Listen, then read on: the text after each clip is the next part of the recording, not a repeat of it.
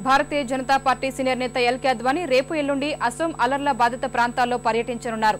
Vote bank రాజకీయాలే అల్లర్లకు కారణమవుతున్నాయంటున్న కమలనాథులు అక్రమ వలసలు అరికట్టడంలో కేంద్ర రాష్ట్ర ప్రభుత్వాలు విఫలమవుతున్నాయని విమర్శించారు. అసోంలో అల్లర్లు జరగటానికి కాంగ్రెస్ చేతకానితనమే ప్రధాన కారణమని కమలనాథులు ఆరోపించారు. అక్రమ వలసలు అరికట్టకపోవటమే ఈ వైషమ్యాలు చెలరేగాయని విమర్శించింది. బాధితులకు మానసిక స్థైర్యాన్ని ఇచ్చి వారిలో శాంతి నెలకొల్పేందుకు ఆ పార్టీ సీనియర్ నేత ఎల్కే అద్వానీ రేపు ఎల్లుండి అసోంలో పర్యటిస్తారు. ఈ అల్లర్లకు ఎక్కువగా నష్టపోయిన కోక్రాజార్ సహా ఇతర ప్రాంతాల్లో ప్రజలతో సమావేశమవుతారు. వారి సాధక బాధకాలు అడిగి తెలుసుకుంటారు. ఈ దుర్ఘటనలో ప్రథమ ముద్దాయి కాంగ్రెస్ అని భాజపా వాదిస్తోంది. అల్లర్లు జరిగిన వెంటనే సరైన చర్యలు తీసుకుని ఉంటే పరిస్థితి ఇక్కడి వరకు వచ్చేది కాదని వారు అభిప్రాయపడ్డారు.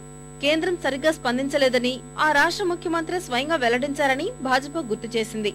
ఓట్ల కోసం అక్రమ వలసలు ప్రోత్సహిస్తున్న కాంగ్రెస్ ఈ అల్లర్లకు కారణమని వివరించింది. అందుకే భారత్ బంగ్లాదేశ్ సరిహద్దు ప్రాంతాన్ని మూసివేయాలని, మరికొంత సరిహద్దు బలగాలు మోహరించాలని డిమాండ్ చేశారు.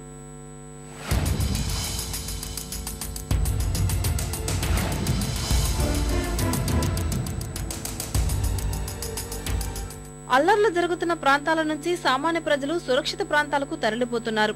పరిస్థితిని ముందుగానే ఊహించిన బెంగాల్ సర్కారు వారి కోసం శిబిరాలు ఏర్పాటు చేసింది.